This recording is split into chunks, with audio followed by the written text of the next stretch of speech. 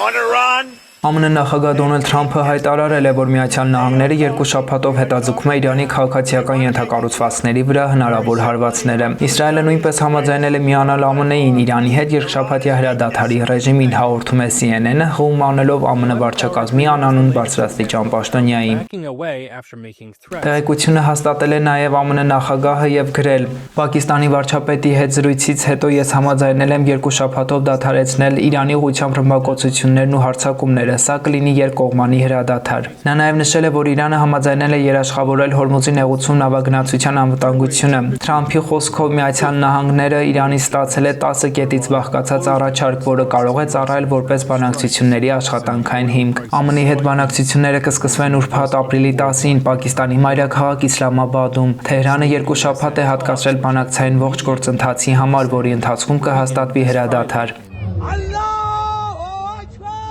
Իրանի մայրաքաղաքի ամենաերկար փողոցում նկարահանված տեսանյութում երևում են բարձր երաժշտություն ու ցնծություն։ Մարդիկ ծածանում են իրանական դրոշներ։ Ճանապարհը լի է ազգային դրոշներով, մեքենաներով եւ երկանիվներով։ Մինչ իրանցիները տոնում են Բաղդադի հաղթանակը, Անվտանգության խորհուրդը ընդգծում է, որ ԱՄՆ-ի հետ բանակցությունները չեն նշանակում ԱՄՆ-ի հետ պատերազմի ավարտ։ Կառույցը նաև սպառնացել է արձագանքել ամբողջ ուժով, եթե ԱՄՆ-ն հրադադարի ընթացքում թույլ տա ամենափոքր սխալը։